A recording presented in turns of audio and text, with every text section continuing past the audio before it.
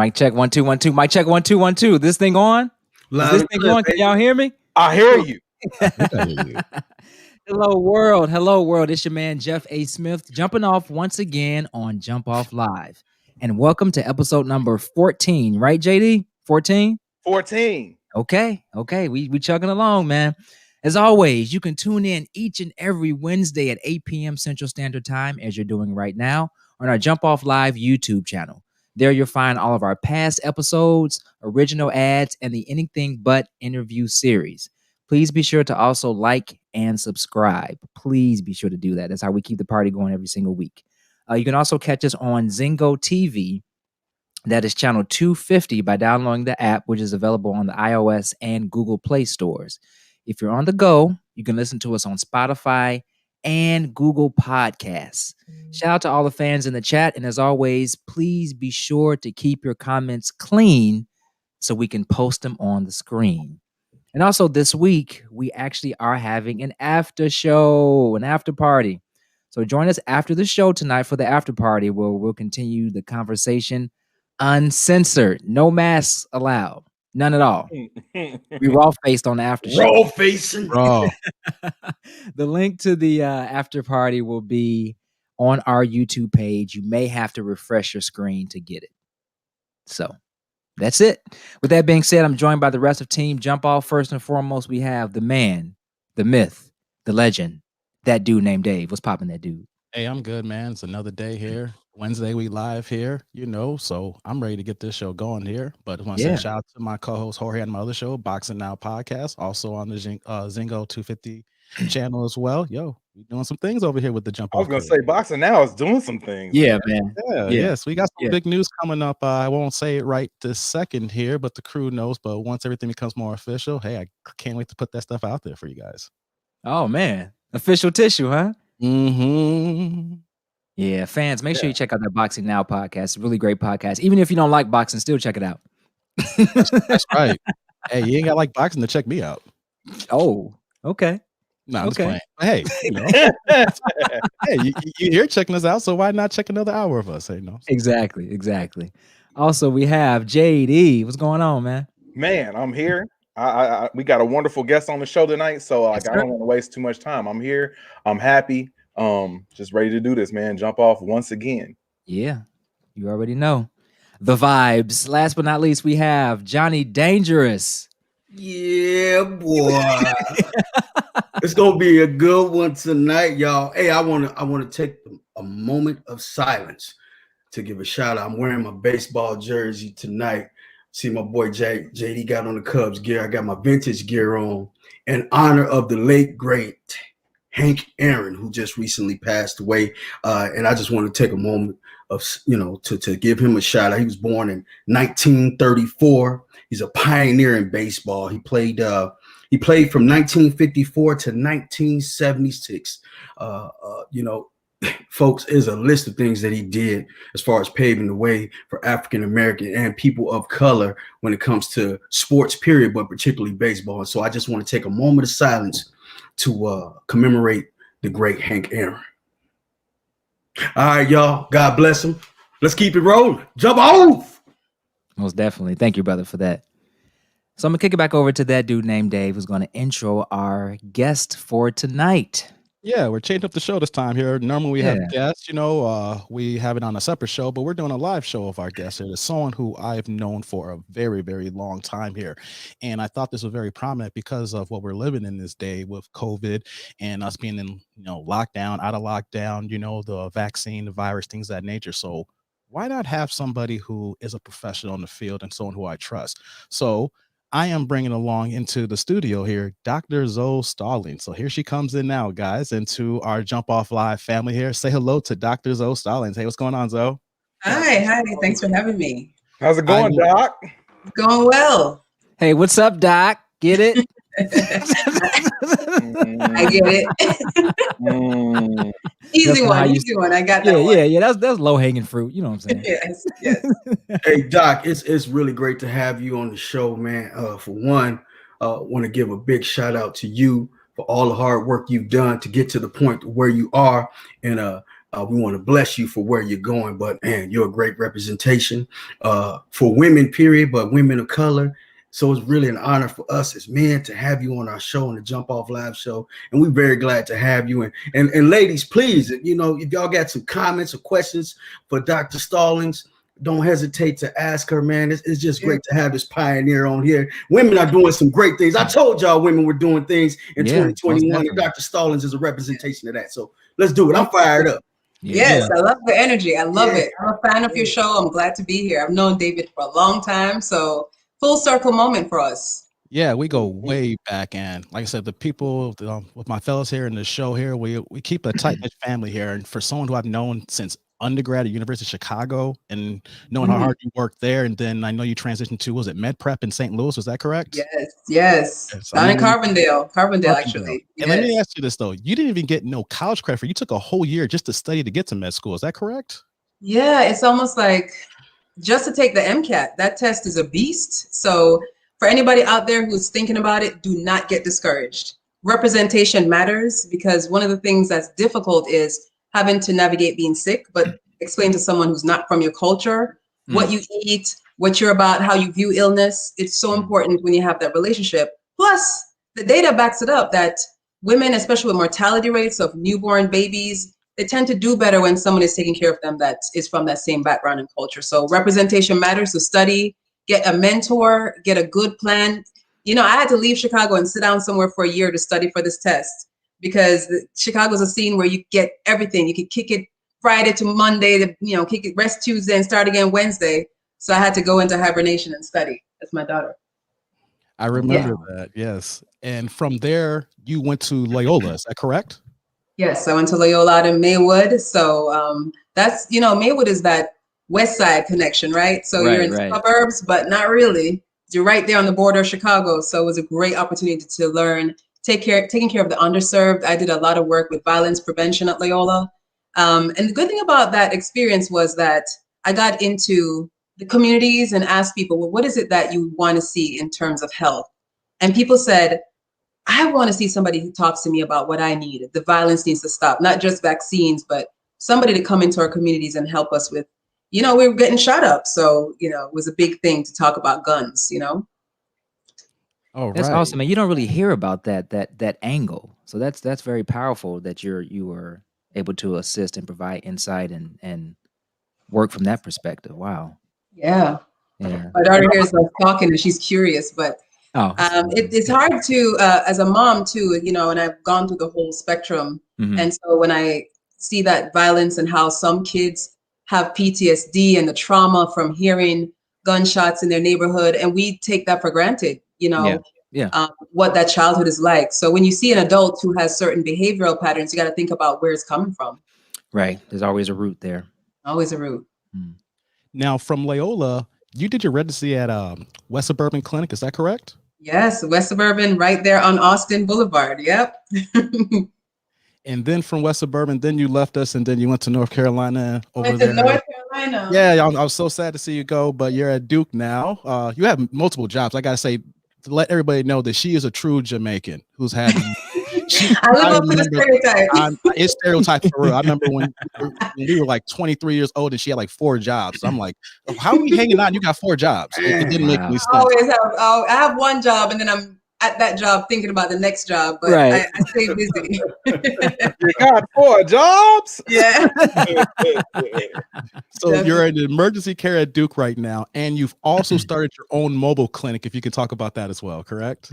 Yes. So during the pandemic, when everything shut down, when we were so afraid, didn't even know what was going on. We knew that there was a virus. We knew that it was coming for us. We saw that people were getting sick, and worst case scenario, we knew that we had to shut things down. So one of the things that ended up happening was that as I was in the clinics, I thought, how do I get to the people who can't come to me? And so I started a mobile clinic. And that goal was to really emphasize that your health still matters. Pandemic doesn't care that, your heart disease and your diabetes still is going to do what it's going to do. So we can't just stop our care. So during the time that we were in the shutdown, I thought, I wonder if I could just do this. So I went to, the state, and the medical board and just asked them. I told them that, I wanted to do this, and they literally walked me through the process. And then I got a business advisor who taught me the business aspect of it. And beautiful thing about how you have to step out on faith is that a lot of things, because of the pandemic, were either not required or they made it faster. And so I was able to really go out and start this. So my goal is to really reach those people who either are taking care of two generations. They call it the sandwich generation. You have the mom who has the kid in the house and her mom. So it's the 70-year-old and you got a 17-year-old. You can't leave either one to go take care of yourself. So I go to the home, and I still have a day job where people come to me at the brick and mortar building so they can get their work and their labs and all that stuff. But I love going into the community, and that's been my passion.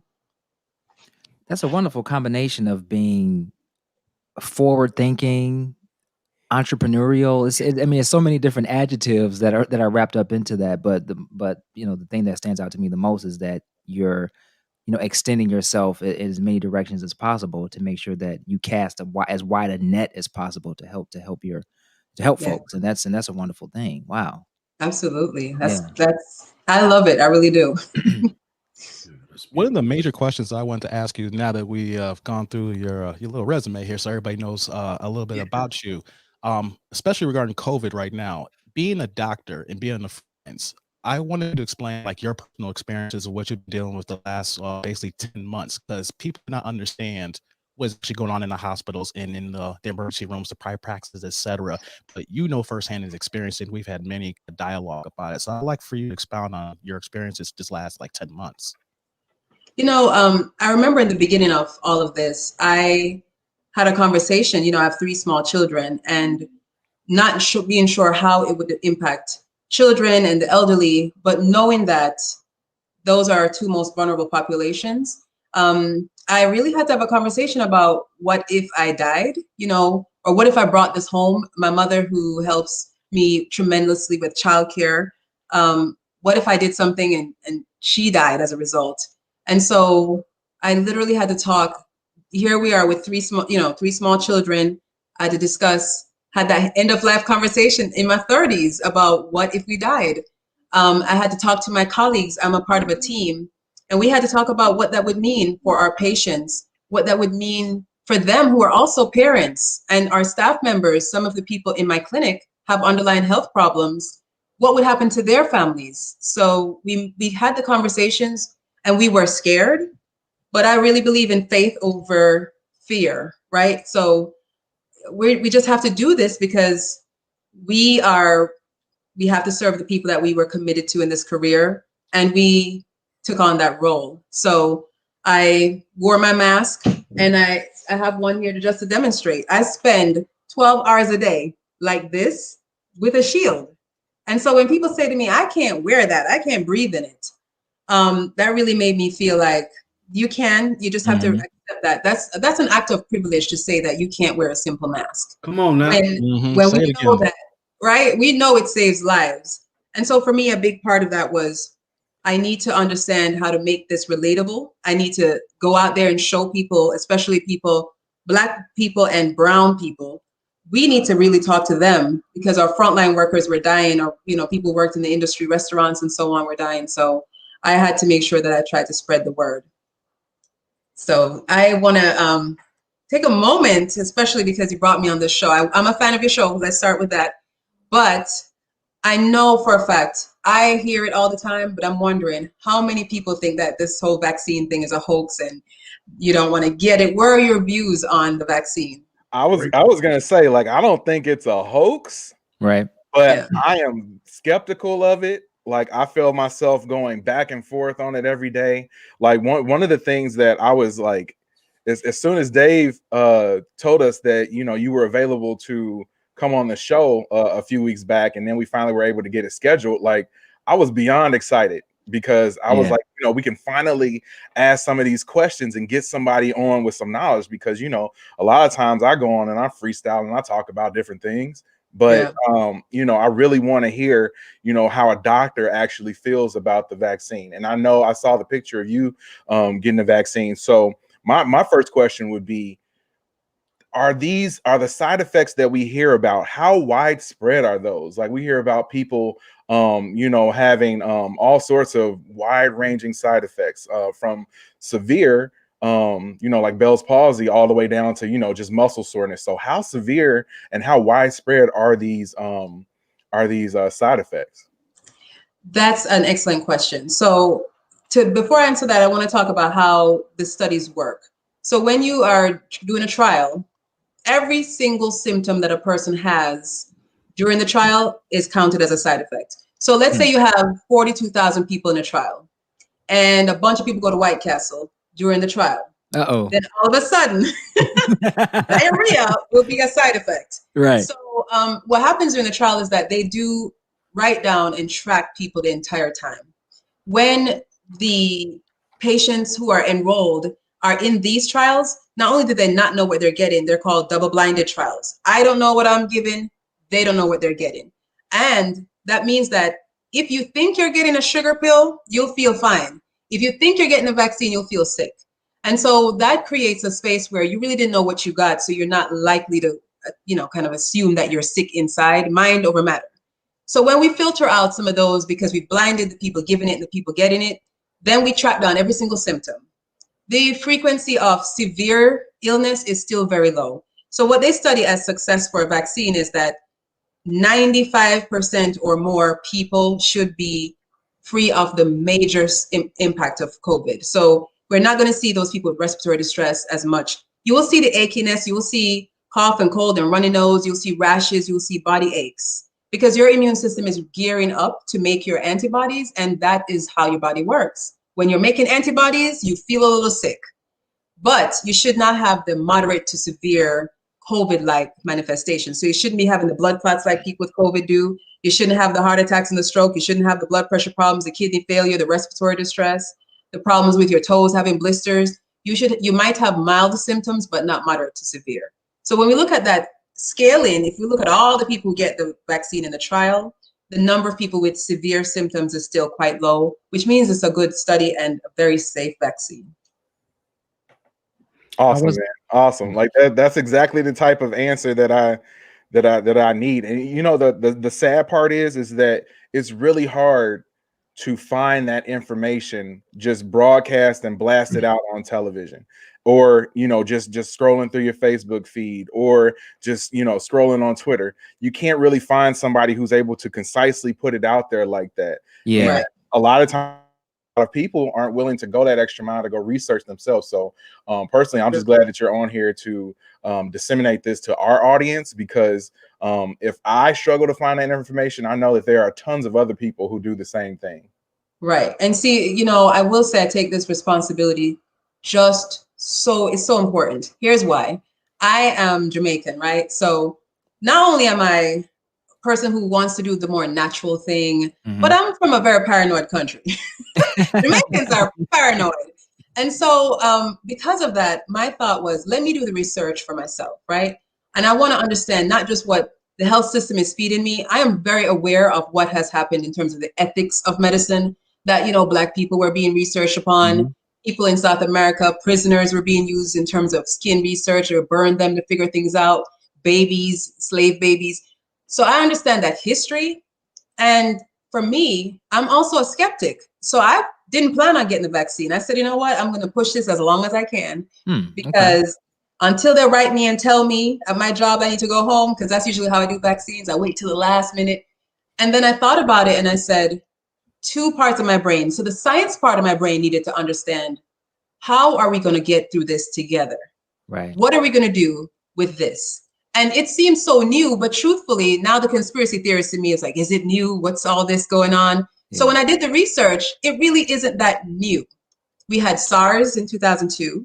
We have something called MERS, which is the Middle Eastern Respiratory Syndrome that was really quite virulent. Like it was a viral outbreak that we didn't really hear about. And that's probably because our news talks about Kim Kardashian more than it talks about world affairs. Of course. And then, and then now we have this. And in between then we had the Zika virus, we had chikungunya, so we had all these viruses. And so in the lab, people were doing research all along. Now what has happened is they took that research and consolidated. Imagine if you over there cooking ribs and they're over there making corn and you making cornbread, and you decide this is the perfect opportunity to get together. So a lot of the researchers got together. And so I thought of it, and I just decided to read the protocols.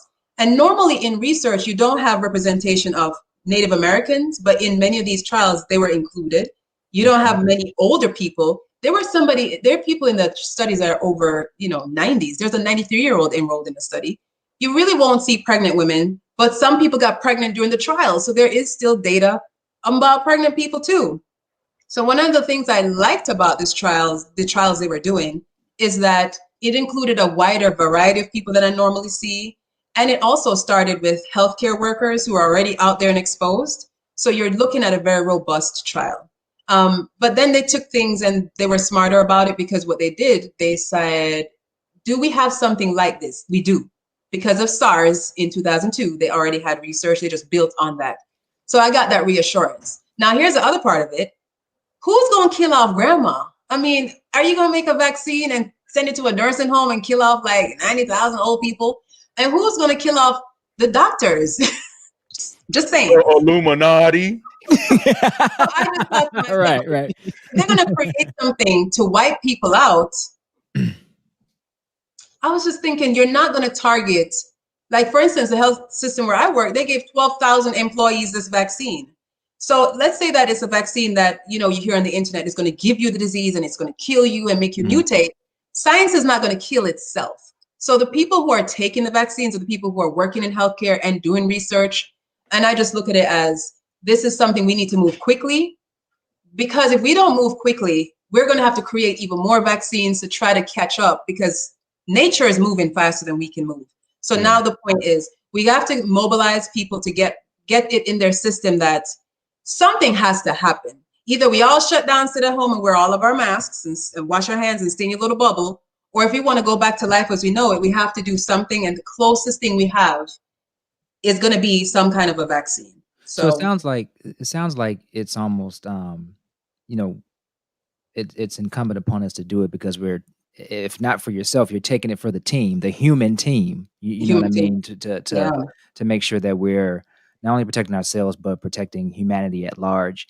You actually answered the question that I had, because I know some folks have been concerned about the fact that the vaccine rather, has seemed to be to have been fast tracked. But it sounds like there were already other illnesses or viruses that were in the same family. I don't want to get the terminology incorrect, that they were able to already research. So did that lead to the fact that it was able to be fast tracked, because they weren't starting from ground zero? They weren't starting from scratch this time. Exactly. Okay. And one of the things I think that we have to realize is that when vaccines or any medicines are made, they bring us Panera at the hospital. They give us pens. You see ads on the Super Bowl. You see all of this marketing. We took that out. There was no time for marketing. It's either we make the vaccine, if it proves that it works, get it.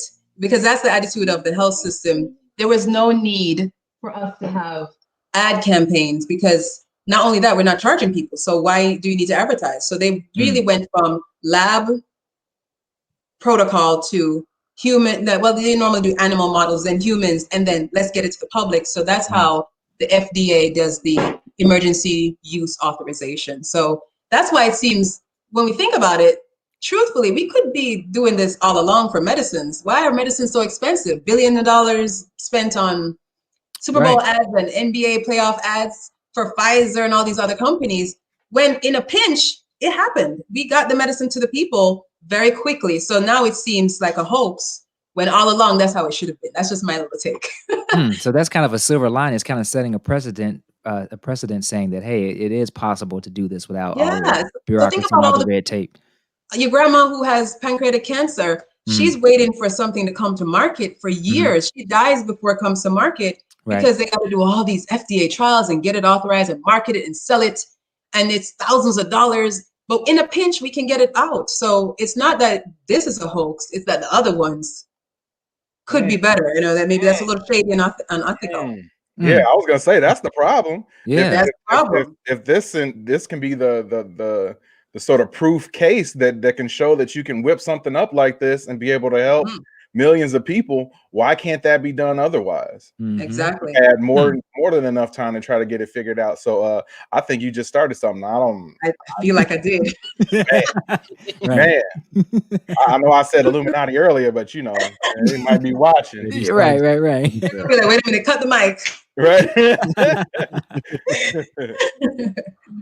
Now, I want to ask you a question here, real Go fast. ahead. You took the vaccine 3 weeks ago. So, what have you been? Have you experienced any of those symptoms since the last 3 weeks now? So I get my second dose tomorrow, and I took my first dose January 7th. I got the Pfizer. There's Pfizer and Moderna. There's no difference between Pfizer and Moderna from the point of view of the patient, so the recipient. But the health system has to keep one at a certain temperature and the other one at a different. So the Pfizer is at negative 115 degrees Fahrenheit. The Moderna is at like 5 degrees. So they need to have two separate fridge storage capabilities. But for me, after I got the shot, my nose was running like I was in the Blair Witch Project. But that was that was really the only thing. Like a little drippy nose, and then I felt like I could take a nap. But that goes again to mind over matter, right? If I didn't even see that needle, I would have been fine. But I've often my colleagues who got their shots in December and earlier before me, they have said that the second one makes you achier. Some people pre-treat by taking some ibuprofen ahead of time, but you do feel more of an ache. And what that tells you is that your body started making so many antibodies after the first shot. So the way I think about antibodies is that if you think of an assembly line, like you know how they make the M&Ms and they roll them out on the assembly and the little conveyor belt, your body is constantly looking to make sure, quality control. Is this me? Is this foreign? Is this a virus? Is this a bacteria? Oh, that's me. And it filters through and picks off things that are foreign. And when it spots something that's foreign, it learns to tag it to remember it for later. So once you tag something as a virus or a bacteria, and that's not me, that's foreign, and it's dangerous, it tags it. The second time you're exposed to it, you respond faster. So that means that after your first shot, you're fine because your body's never met this thing before. Next time it meets it, it's like, whoa, I remember you. I'm waiting for you. Antibodies are lined up ready to attack it. So you'll feel a little bit sicker, but you don't get COVID, the full-on fulminant sickness. You just get your body responding. So now you go to a party and somebody has the beer nuts out. Oh, why are we dipping in beer? Oh, why are we doing that? But yeah, you decide to go eat out of a bowl and someone sneezed on it. Now you don't get to die. You just get sick. So you'll never be symptom-free. That's why I keep saying our expectations are, we expect to never, ever feel sick. That's not real. What happens is we get sickish. We don't get deadish. So you get a little sick, but you get sick enough that you can tell your friends, man, you know, I ate that peanuts out that bowl and man, I was sick. But you're okay to talk about it. The people who are really sick are the 65 and older.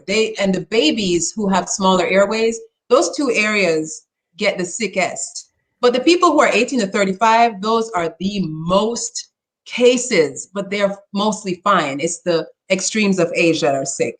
And then, so when you think about how do I protect people around me? What if you have somebody in your house who's pregnant? They can get the vaccine because pregnant women get vaccines. They just cannot get a live vaccine, and this is not a live vaccine. So the pregnant mom, she can get it. The OB-GYN offices are telling people all the time, go ahead, because I see a question in here. Would you recommend pregnant women take the vaccine? And I would say yes. And the American College of Gynecology also says yes, because mom will get it and make antibodies to it. And then baby will get the antibody crossing the placenta. So it's important that moms get it before delivery. And mothers still have to wear the mask when they're delivering, but they have to get it ahead of time. So it's safe enough for pregnant women. Beautiful, man. Hey, first of all, I want to commend that dude named Dave. That's how we know him as that dude. Yeah.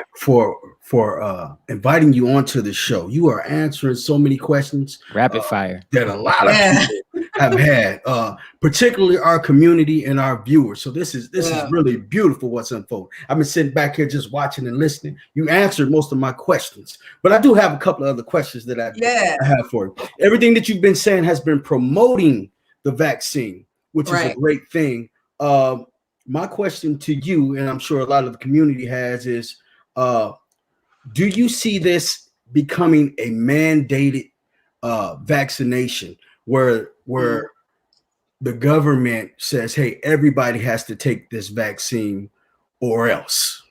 That's my first question. You know, there's still a lot of, in this culture, in this country, that would not happen. It might be highly encouraged. For instance, at my job in healthcare, if I don't take the flu shot, I have to go home for the entire flu season without pay. They call it furlough, but it's really stressful because you're just like, that's a long time without pay. So it's not a mandate. It's just a great, great imperative that you either take this flu shot or go home and figure it out. And so what happens is it's still a medical decision. You cannot force it on people. But what you can do is for people who are public servants, so you might mandate it for people who are taking care of those who are at the highest risk. So if you're in healthcare, you might be given the option, an ultimatum, so to speak. You won't lose your job, but you might have to go home and somebody else has to fill that role until the end of flu season. And since COVID doesn't seem to have a season or an end, I don't, that will mean people who are taking care of those vulnerable populations will be held to a different standard. The other part of it is when you're dealing with something that's medical like this, the difficulty about making things a must in this country, which is democratic and where people don't like to be told, what to do, that would cause a huge uproar. But what should happen, I think, is for those who want it, it should be free. And I think that for those who are in a position where they're taking care of those at highest risk, because some people work from home, and if you decide that you are doing taxes from home and you don't want to take it and you live in a space where you're not really interacting that much with the public, I think it should be 100% mandatory that everybody wears a mask. So you go outside, I'm okay with a public flogging. You get some whoopings. You get fined, and I think the masks should be 100% mandatory. But the vaccine, I think people should still get a choice. And once they have that decision, I think they should be educated. Because my question is, if I had to stay up for 6 hours reading just 2 trials and another 4 hours reading the Johnson & Johnson trial, which is going to be a 3rd vaccine coming out, and I went through 4 years of medical school, residency, I've been an attendant since 2013. And if I was taking that much time, how would the general public understand how to make the decision? So if you're trying to mandate something, I think our government and healthcare workers have to make it palatable, meaning we got to break it down, help people understand what they're deciding to do so that the decision is informed. And then if they decide they don't want the vaccine, you got to walk around in one of these at all times. And so I think that would be a good way to go, but the government can't force us to take a vaccine. Phenomenal answer. Phenomenal. A lot of people want to know, I know you briefly touched on the elderly, how it affects 65 and older. Has anything come across your desk or has it been discussed in your offices about the mortality rate of people that have taken the vaccination? Has that been talked about at all? Do you know of anybody in particular that has died from taking the vaccination? I have not. And so where we started, healthcare workers and people in the long-term care facilities. And long-term care facilities are usually people who are already frail. So the way we think of it is if you already, I call it depleted, right? So you're driving on fumes in your gas tank and you're just like coasting to the next gas station. That's how our bodies are when we're sick. The more sick you are, the less of a functional reserve you have. You just don't have that much to recover, no space. So one more illness tips you over the edge. And so we started, healthcare workers got theirs first because what happened is our healthcare workforce was getting depleted. There would be days I would show up to work and somebody would call in, or I had to leave and go get tested because I had a headache and that's a symptom of COVID. So then all my patients had to get moved to somewhere else and canceled. So it was important to make sure we protected our healthcare workers, but also kept our health force working because a lot of people were staying home, quarantining. But then when we looked at our seniors, because their rate of death was so high, then we started there first. And what we're not seeing a lot of people dying necessarily from severe COVID from the vaccine. We're just seeing them dying, period, because they're at that stage in life. So there's a hard distinction to say, like, for instance, I saw a report that this doctor got the vaccine and died the same day. I was like, the day I got it, I was thinking, Jesus. Right. What did I do? Right. Oh, but I mean, did his number get called? I just don't know. It's difficult to prove that the vaccine is what killed some of the people that we're seeing, because we're giving it to people who are really sick anyway. And so the question becomes risk versus benefit. So everything in healthcare is, what's the risk and what's the benefit? And if the benefit is greater than the risk, we go forward. The benefit is still going to outweigh the risk, because I've met 84-year-olds, 93-year-olds who have gotten the vaccine and they feel fine. They're coming in for their diabetic checkup with me and they're telling their friends to get it. But I've also met 35-year-olds who are sicker than the 93-year-old I just saw, if that makes sense. Yeah. So it depends on your underlying health concerns. The sicker you are, the more likely it is that you need it. Got you. One of our core viewers just asked a question about if you have autoimmune disease or if you have a heart condition. I'll post it here. Is it safe to take that vaccination? Yeah, it's on the screen here, Zoe. So here's a question from Lily. Okay, that's a great question. So people with autoimmune disorders. So on the CDC's website, you can always see an American College of. There's a committee. The advisory committee on immunizations recommends that people with autoimmune. So let's think about lupus. If you have some of the connective tissue disorders, if you have you're on steroids because of your immune system, we often will give you the vaccine. And the goal is, since this is a mRNA vaccine, what that means is your body will make copies of a portion of the external part of the virus. We actually recommend giving it to you, especially because of those reasons, because we want to give your body a chance to boost its immunity. So I think of it as, if you have an autoimmune disorder or a heart problem, you definitely need some lead time to build up your immune system. So we want you to get it earlier than later.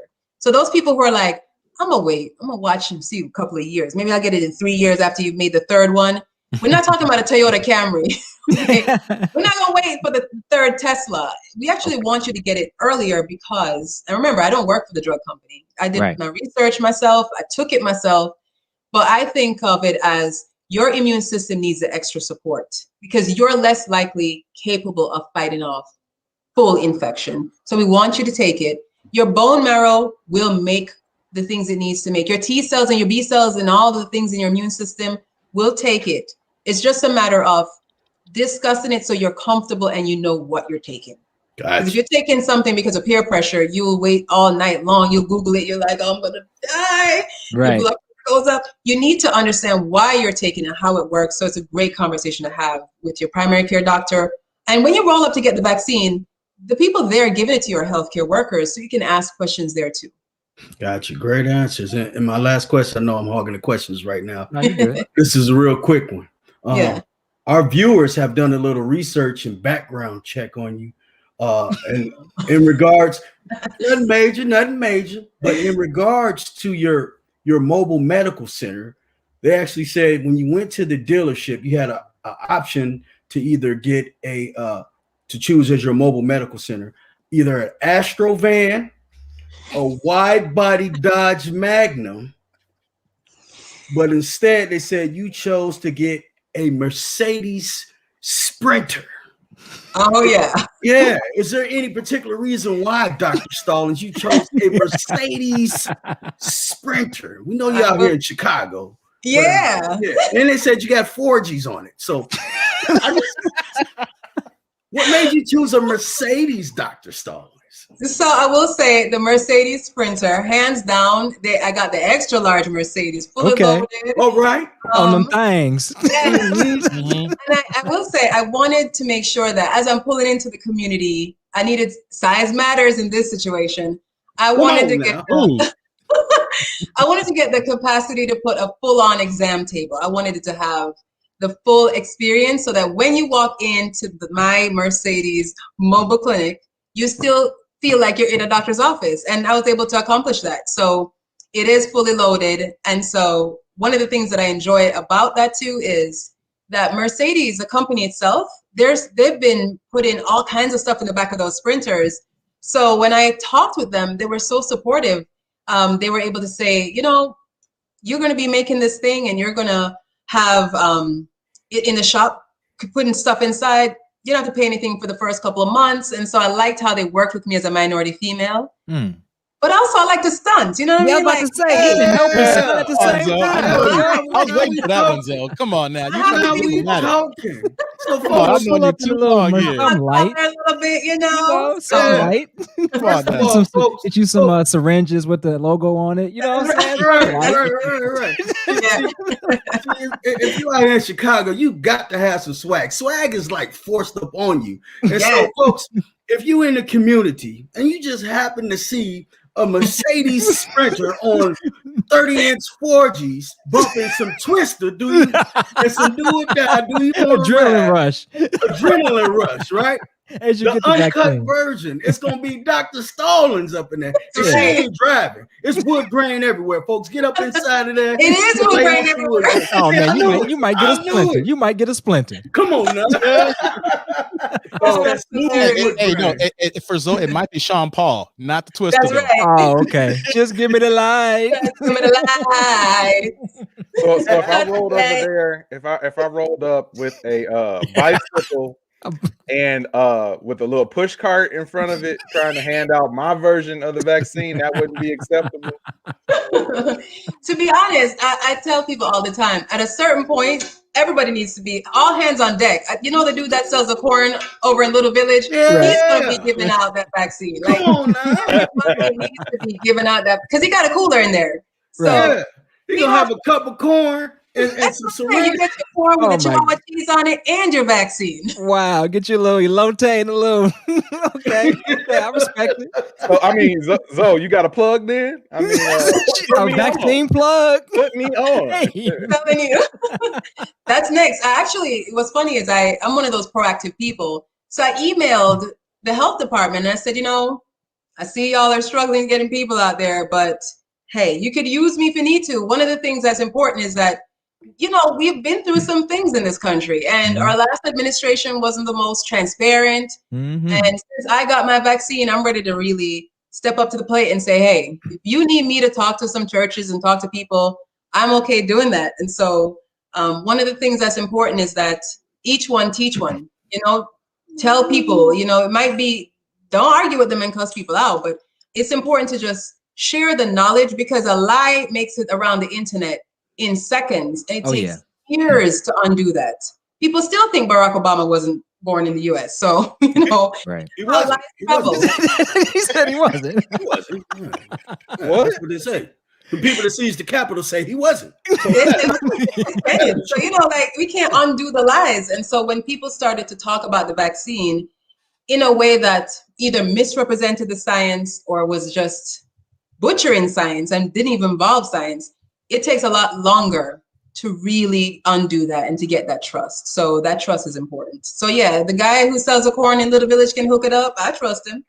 Hey, while we joking around, real talk, in some places, particularly Canada, right now they are offering cannabis or weed, marijuana with your vaccination shot. I kid you not. I'm down for You that. can walk away with an ounce with your shot. Yeah. That's the gift that keeps on giving right there. Yesterday. That made me kind of skeptical. Like, man, they got to give away weed to get people to take it. Right.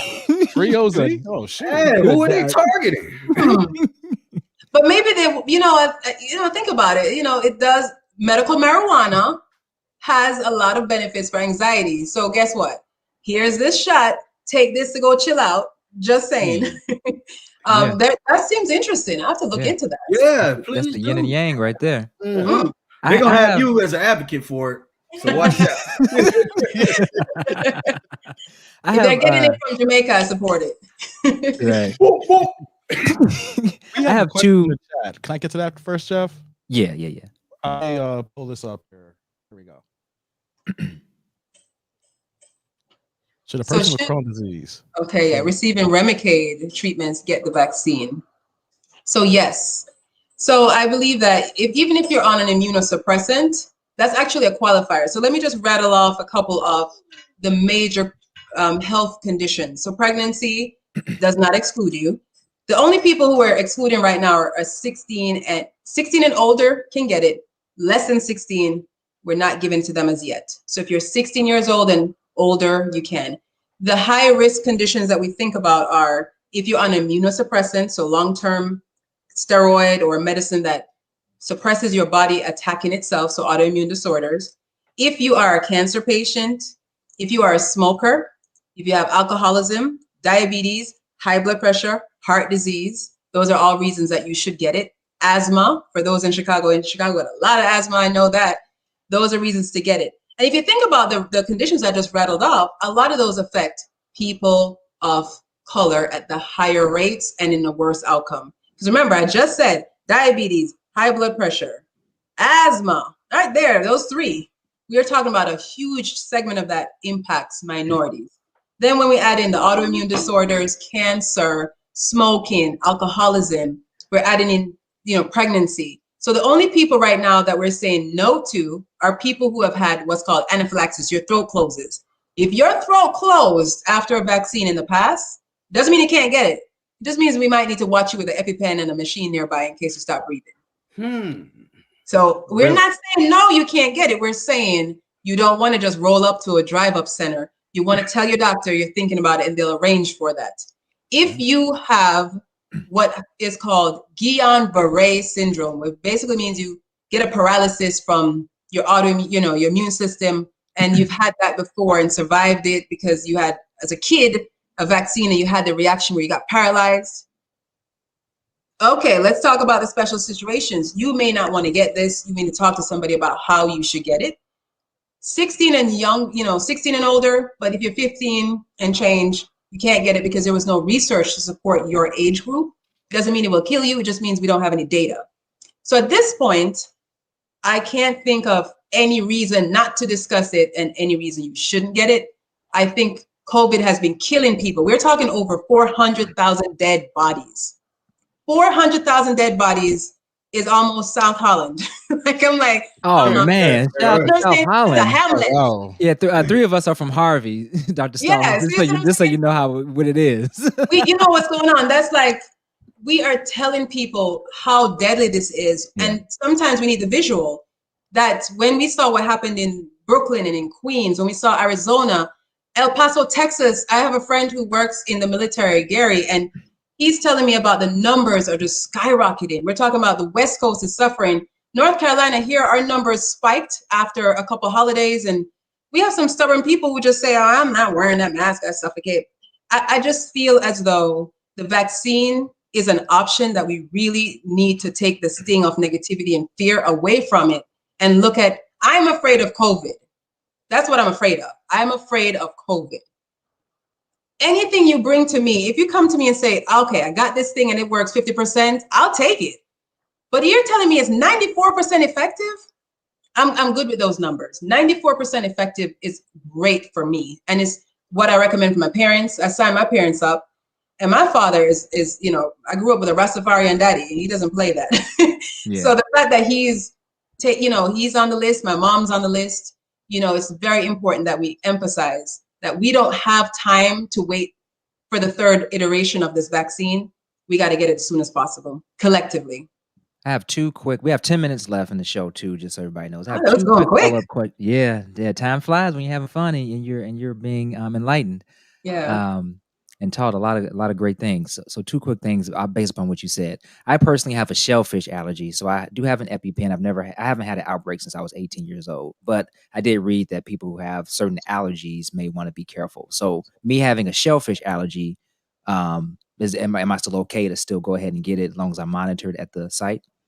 Yes. Okay. And when you go to the site, many of for instance, in Charlotte, they use the Panther Stadium. They use the arena. Uh-huh. And so what they try to do is they talk to people as efficiently as possible. Mm-hmm. But what I would say is, in a situation like yours, there's not much cross-reactivity. In the syringe itself has a touch of plastic or latex. So people who have latex allergies, there's no latex in the vaccine, but the plunger, just the very tip that they push down might have a little. So they monitor those. But you may want to just go ahead and make sure that when you get it, you go to a drive-up. Instead of going to like a big arena, you could go to a smaller venue that way. Because I had to sit and wait 15 minutes after my shots. The reason was they asked you if you're okay before you leave. So you can go to a smaller site.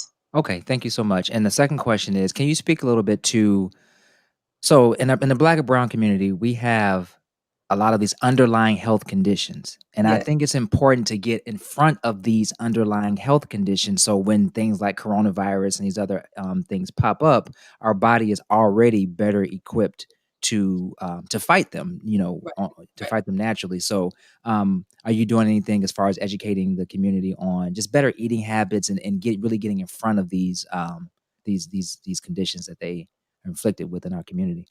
So one of the things that I know at my practice at Primary Care Pomona, where I work with a wonderful team of providers, but also in my own mobile clinic, and that's actually why I started the mobile clinic, because since the pandemic, the COVID is a G, like it's a gangster. It doesn't care. It doesn't discriminate, right? It doesn't discriminate socioeconomics, rich or poor. You know what I mean? We're talking about politicians who've died, billionaires who've died. And so I think of, how can I let people know I still want you to make sure you don't have colon cancer? I still need you. Chadwick Boseman died during this time. So one of the things that's important is to remember your health is one of the most important things. As much as we want to take care of our family, we have people working 2-3 jobs with their high blood pressure and their gout and their feet are swollen big, but they can't miss work. So I decided to start this mobile clinic to go to those people, because now what's the excuse? I'm coming to you. I come to your job. I'll come to your house. What will be the thing that makes you say, I can't take care of me today? Because when this pandemic hit, because people were already so unhealthy, when you compare the numbers here to other places, our numbers were worse than other places who were far worse off than we were, because people were already so sick. So our goal, I think, going forward, especially with this new administration, is we need to make sure that we're getting people in for their routine care. And we need to make sure that we are making it so that it's accessible. You need to be able to understand that your blood pressure is important to check. That's a silent killer. We need to help people get together and make sure that if we're getting a family reunion, let's walk a little bit. Let's have the family do things together. And so some of those community-based projects needs to come back in. But it's important that we remember that you can't fix things when it's so far gone, right? Let's try to make sure we don't make this a bigger problem. So COVID took out a lot of folks. I met a man who buried 9 family members, both his wife's family and his. And that breaks my heart, because how do you even mourn? It's just death after death after death. We've seen where there was a post the other day that somebody had a dog's birthday party and 4 people died from COVID. What? So we're just dealing with this. And our goal at this point as a massive amount of people is, let's start eating better. If we can just pick one thing, I would say tackle food. Yes. The way folks are fighting up in Popeyes tells me that something's wrong with our food industry. Exactly. Exactly. We need to be pushing vegetables and fruits and drinking water. So I would love to see 2021 us eat better. Preach, please. Yeah. I see you drinking that water. Is that water? Right. Is that water? It's clear. Man, it's clear. I don't know if it's water. It's a little H2O and everything. Everything. I have one more question, and looking at the clock, we have what, 6 minutes maybe, Jeff? Is that right? Yeah, or 5 really, because I can do a little outro. So 5 minutes. Yeah, real quick question. Okay. When do you see this coming to an end? I think a lot of people sort of have that that end goal in mind. And I mean, you've done a whole lot to help my fears with taking the vaccine. So when I have an opportunity to, I believe I will. But when do you see this? When do you see us getting our lives back? I think if the shift is to massively vaccinate, all hands on deck, and we get 70% of the US population because of the herd effect. If 30% of people like, I can't take it, or kids, we factor in the kids who can't get it, 30% of those people who can't get it, the 70% can protect them. But that's a huge amount of people. So I think it's going to take a couple of years.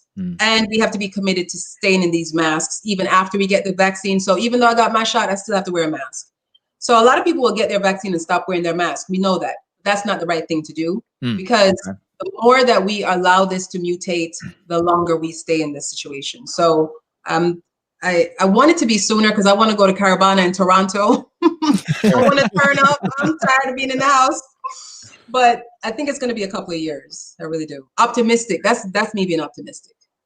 Man, Oh Yeah. God, Very eye opening. I'm so thankful for you coming on the show and helping us Yeah. to and helping the audience, man, because there's so many of us who have these questions, and for weeks we've sort of expounded on it with our level of research and education on it, and to Yeah. actually have someone to come on and answer our questions is a great asset to us and our audience. So I'm very thankful and glad that Thank you were able to you. come on. And everybody who's watching, man, please like and subscribe to the show, man. This is the type of stuff that we really want to be able to do.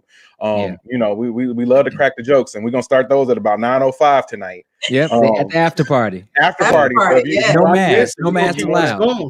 yeah, if you wanna have some fun with us, Yeah. you can watch that. But yeah, if you like it, please like and subscribe, because this is the type of things that we would like to bring to our audience and show people and a side of things that you don't necessarily get. There aren't black news outlets the way that they are the way that they're needed.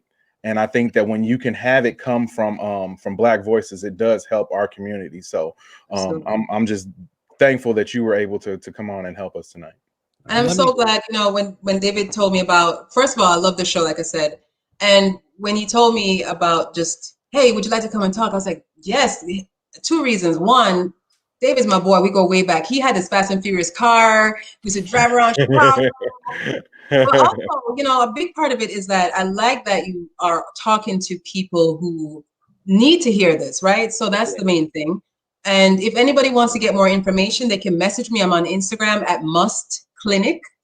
And then I'm also on the web. You can find me at www.mustclinic.health. But I'm very approachable. I'm not one of those people who standoffish. I answer questions on Instagram all the time. Health questions. But it's important that you see somebody who looks like you and you understand that I'm from humble beginning just like y'all. And I got my vaccine and I'm here. I feel great. So we want to make sure we're getting it. And also, I want to add too. So when you get your second shot, and I'm checking on you, make sure you're not sniffing like what you mentioned. We want to have you back on, so we make sure that you're still around for us, and we have some more questions from our audience and everything too. So I think my daughter wants to say hi. Say hi. Hello. Hey. She snuck out of bed, so What's going on? Next, Dr. Stallings. Nice. Awesome. Future. The future is bright. That's right. Definitely. Well, thanks, y'all. For sure. I know we're tight on time. Yeah. Actually, it's time for us to roll. Dr. Stallings, thank you for being on here. Thank you. Black woman power, women power, period. Folks, want to invite you all to the after party. I know Jeff is going to promote that in a minute. Real quick, though. We are starting and we want to promote our contest that's going to be occurring during Black History Month. A lot of our viewers and listeners have noticed that we have these beautiful Jump Off live cups made by Purple Violin, aka Lil. We appreciate you. Folks are starting a contest. For those of our core listeners and viewers, if you really down, if you get down with the Jump Off, we want to put out a contest, if you will. Whoever promotes to people that have not seen or had an opportunity to listen to our show, promote this opportunity for yourself to win this Jump Off memorabilia, this cup. Okay, it's limited edition. Okay, whoever invites the most guests to like and subscribe to our show, legit people, we will. Legit people, right? Don't just have them come on, right? Yeah, don't just do it for the mug. Get these folks to come on and watch our show, like and subscribe. They will win their own official Jump Off mug. The only people that have this right now are the people that you're seeing on this show.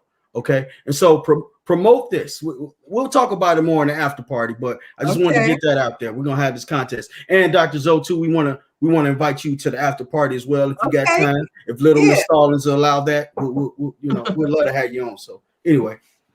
Thank you. So thank you all for tuning in to another episode of Jump Off Live. Be sure to follow us on social media by searching for Jump Off Live, and we'll see you next week. Be sure to refresh your screen if you need to click on the second link for the after party. See you next week. Peace and love. Thank you.